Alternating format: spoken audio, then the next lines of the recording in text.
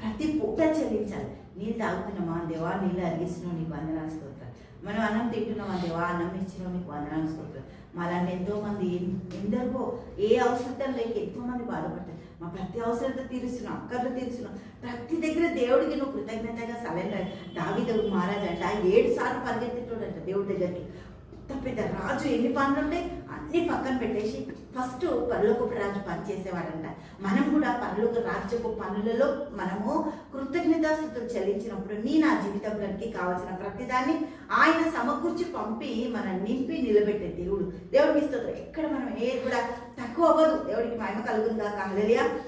ఈ యొక్క హెజ్కేల్ ప్రవచనాన్ని మనం ప్రవచించినప్పుడు మన ప్రతి పరిస్థితులు తారుమారవుతాయి. ప్రతి పరిస్థితికి ఆయన మాట్లాడే దేవుడు, ప్రతి పరిస్థితికి ఆయన విజయం ఇచ్చే దేవుడు. హెజ్కేలు 37వ అధ్యాయము 3వ వచనం చూద్దాం. ఆయన నరపుత్రుడా, ఎండిపోయిన నీ బ్రతుకు దేవుడికి స్తోత్రం. ఆయన అంటాడు, బిడ్డ నీ బతుకు ఎండిపోయిందా? నువ్వు బాధపడుతున్నావా? నీ అవసరం తినట్లేదా? అక్కర్లు తినట్లేదా? నీకు కావాల్సిన వాటిలో నువ్వు నిలబడట్లేదా? అవమానపరచబడుతున్నావా? దూషింపబడుతున్నావా? ద్వేషింపబడుతున్నావా? నువ్వు పనికిరాని అంటున్నావా? అయినా పర్వాలేదు, నీ బ్రతుకు మార్చే సమర్థుడను నేను తయారు చేసిన, నేను క్రియేటర్. హల్లెలూయా. దేవునికి స్తోత్రం. నేను సృష్టికర్తని కదా, నేను తయారు చేసింది నేనే. కాబట్టి నువ్వు ఎక్కడ ఆందోళన చెందొద్దు, వేదన పడద్దు. ప్రతిసారి నువ్వు విన్న ప్రతి మాటకి కృతజ్ఞతలు చెల్లించు. కృతజ్ఞతాస్తుతితో దేవుని సన్నిధిలోకి మనం పరిగెత్తినప్పుడు ఆయన మన కోసం ప్రతి దాన్ని సమకూరుస్తాడు. దేవుడికి మహిమ కలుగును గాక. హల్లెలూయా. నరపుత్రుడా, ఎండిపోయిన ఈ ఎముకలు బ్రతకగలవా? ఇక్కడ బతుకుతాయి. పరిస్థితి చూస్తే తారుమారు ఉంది. అసలు మా పరిస్థితే అసలు కదలట్లేదు.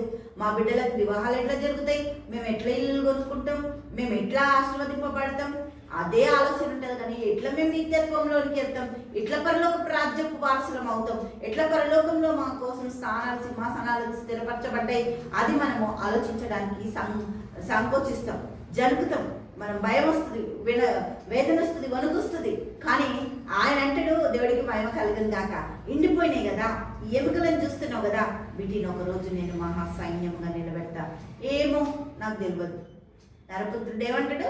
నాకు తెలియదు, అస్సలు తెలియదు. నీకు కూడా తెలియదు నీ పరిస్థితి ఏంటో. నీ పరిస్థితి ఆయన చేతిలో ఉంది. ఆయన జోక్యం చేసుకుంటాడు. నీ ప్రతి ఆశీర్వాదానికి కారణం ఆయనే.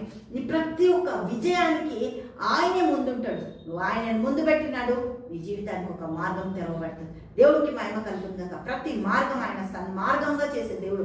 ఆయన జీవితాన్ని మన కోసం త్యాగం చేసి బదువులుగా భూమి మీద అలంకరింపబడడానికి, బదువు సంఘముగా మనం నిలబడడానికి ఆయన ఎన్నో కార్యాలు మన కోసం చేసి ముగించిండు. వాటన్నిటిని మనం పొందుకుంటున్నాం. దేవుడికి మహిమ కలుగును గాక. హల్లెలూయా. దేవునికి స్తోత్రం. తండ్రి యేసయ్యానికి వంద స్తోత్రాలు. గొప్ప అద్భుత ఆచరణకి స్తోత్రం. ఎన్ని ప్రభాతాన్ని మా జీవితాలు విస్తరింపజేసినాం, జీవించినాం, ఆశీర్వదించిన, కృపదయ చేసినాం, ప్రవచనాలు నేర్పినావు నాయన, వాక్యం నేర్పినావు ప్రభానికి స్తోత్రం అని నీ బిడ్డలు ఎంతగానో నీ సన్నిధిలో గోజాడుతున్నారు, అడుగుతున్న ప్రభా. ప్రతిదీ సిద్ధపరచు, దీవించి, ఆశీర్వదించు. యేసు నామములో ప్రార్థిస్తున్నాము తండ్రి. ఆమేన్, ఆమేన్, ఆమేన్.